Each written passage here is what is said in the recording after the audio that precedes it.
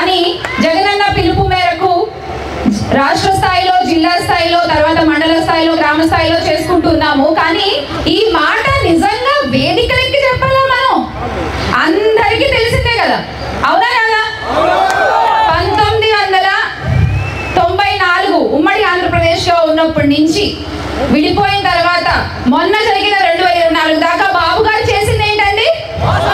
మోసం. బాబు షూరిటీ అంటేనే మోసం, గ్యారెంటీ. అంటే ఈ రోజున ఇంత పెద్ద పుస్తకం ఇచ్చారండి మనకి. ఇగో ఇంత పెద్ద పుస్తకం ఇచ్చారు, 100కి పైగా హామీలు ఉన్నాయి. ఒక్కటన్నా చేశారా సవ్యంగా? ఏదో తూతూ మంత్రంగా మమ అనిపించడం తప్ప ఒక్కటన్నా పూర్తిగా చేశారా? తల్లికి వందనం దగ్గర నుంచి తీసుకుందాం. పోనీ తల్లికి వందనమా, అది తల్లికి పంగనమా ఆయన పెట్టింది. ఇంట్లో ఎంతమంది పిల్లలు ఉంటే నీకు 15,000 చెప్పండి అందరూ, మీకు వచ్చు కదా అన్నారు. ఏమైంది మొత్తానికి? తర్వాత దాన్ని 9,000 చేశారు, తర్వాత 7,000 చేశారు, తర్వాత 3,000. ఇప్పుడు అసలు ఇస్తారో ఎవరో కూడా తెలియదు. దీపం అన్నారు. ఏమా దీపం వచ్చిందా? వెలగక ముందే ఆరిపోయింది అదే. అదే వెలగక ముందే ఆరిపోయింది ఆ దీపం. ఈ రోజున కూటమి పాలనలో ఇక అప్పుల సంగతి చూసుకుంటే పథకాలు ఇవ్వడానికి అప్పు, మళ్ళీ హామీలు నెరవేర్చుకోవడానికి అప్పు, అమరావతి కోసం అప్పు, అప్పు మీద వడ్డీ కట్టడానికి మళ్ళీ అప్పు, అప్పు చేయకపోతే బాగోదని అప్పు, వేరే చోట వాళ్ళు అప్పులు తీసుకోవడానికి ఇక్కడ అప్పు. ఈ పోనీ అప్పు చేసే డబ్బంతా ఎక్కడ ఉంది చెప్పండి అంటే అది మాత్రం చెప్పరు. నిన్న జగన్మోహన్ రెడ్డి గారు కూడా అన్నారు, ఏమయ్యా మేము అంత పెద్ద కరోనా లాంటి విపత్తుని తట్టుకుంటూ చెప్పిన ప్రతి హామీ ఇస్తూ 5 ఏళ్ళు కూడా హామీలన్నీ నెరవేరుస్తూ మేము చేసిన అప్పు ఫలానా అయితే దాంట్లో 57% ఇప్పటికే చేసేసావు 1 సంవత్సరం అయ్యేసరికి అని చెప్పి అన్నారు. సో ఇది బాబు గారి పరిస్థితి. పోనీ ఏమయ్యా ఉంటుందా అంటే పబ్లిసిటీ మాత్రం పుష్కలంగా ఉంటుంది, అవునా కాదా? ఓ పక్క ఆయన పబ్లిసిటీలో బిజీ, అప్పులు చేసుకుంటూ బిజీ. ఇక మన గౌరవ ఉప ముఖ్యమంత్రి గారి దగ్గరికి వద్దాం. పిఠాపురం పీఠాధిపతి పవన్ కళ్యాణ్ గారు, మన బీపీపీ. ఆయన పక్క రాష్ట్రాలకు వెళ్ళి ఊకదంపుడు ఉపన్యాసాలు ఇమ్మంటే అబ్బో ఎంత బాగా చెప్తారంటే, ఆయన జిల్లాలో మొన్న ఒక ఆడపిల్లకి అన్యాయం జరిగితే ఈ రోజుకి కూడా ఆయన ఒక్క మాట మాట్లాడలేదు. పోనీ సోషల్ మీడియా వేదికగా కూడా స్పందించలేదు.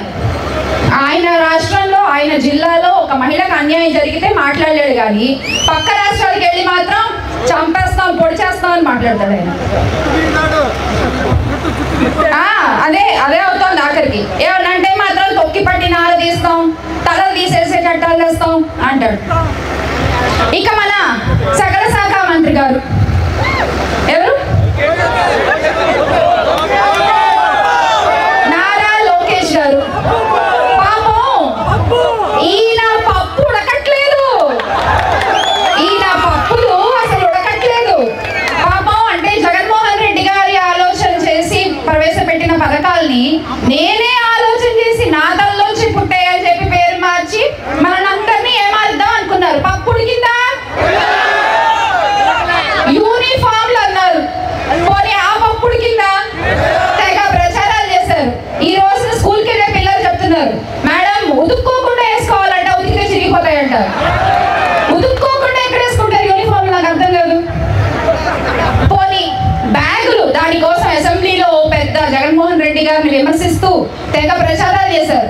ఆ పప్పు ఉడకలేదు. బ్యాగులు అప్పుడే 3 ముక్కలు అయిందని చెప్పి పిల్లలందరూ కూడా గోల పెడుతున్నారు. చిరిగిపోయే బ్యాగులు.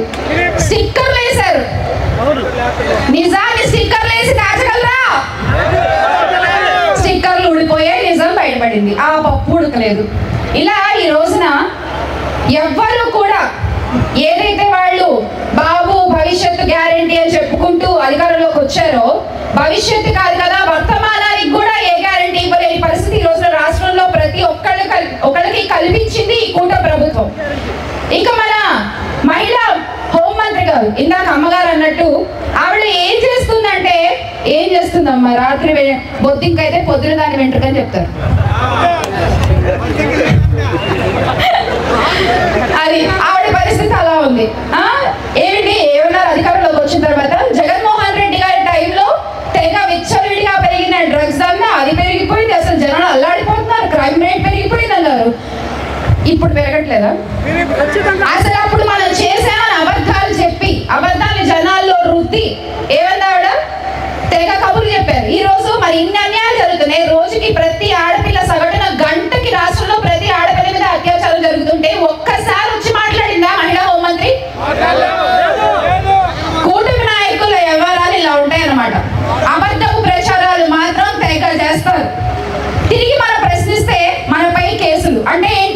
భయపెట్టాలి అని చెప్పి. మనం భయపడతామా? వైఎస్ఆర్ కాంగ్రెస్ పార్టీ కార్యకర్తలకి నాయకులకి భయం తెలుసా? మనకి ఎందుకండి భయం? తాగు నీరు దగ్గర నుంచి, పండే పైరు దగ్గర నుంచి, చదివే బడి దగ్గర నుంచి, దేవుని మొక్కే గుడి దగ్గర నుంచి, ఇల్లు, ఆరోగ్యం, అన్నిట్లో అనుకోని విపత్తు ఏమన్నా వస్తే దానికి కూడా మీ వెనకాల నేనున్నాను అని జగన్మోహన్ రెడ్డి గారు చెప్తున్నప్పుడు మనకెందుకు భయం? ఈ రోజున జగన్మోహన్ రెడ్డి గారు చెప్పినట్టు ఈ QR కోడ్ ప్రతి ఇంట్లోనూ పెట్టుకోండి. వచ్చే ప్రతి కూటమి నాయకుల్ని గల్లా పట్టుకుని అడగండి, కాలర్ పట్టుకుని అడగండి ఏవి హామీలు అని చెప్పి. మీరు ఎవ్వరికి భయపడక్కర్లేదు, మన వెనకాల జగన్మోహన్ రెడ్డి గారు ఉన్నారు.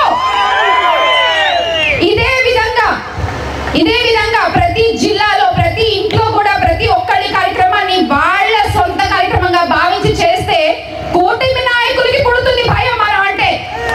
అవునా కదా? ఇప్పటికే సగం భయపడుతున్నారు. మన నాయకుల్ని చూసినా భయం, జగన్మోహన్ రెడ్డి గారి పేరు వింటేనే భయం, ఆయన ఎక్కడికన్నా వస్తున్నారంటేనే భయం. మొత్తానికి అసలు మొన్న పొదిలి కార్యక్రమం చూసిన తర్వాత మీ ప్రకాశం జిల్లా పవర్తో వాళ్ళకి అర్థమైపోయింది, వామ్మో వీళ్ళతో మనం పెట్టుకోకూడదు అని.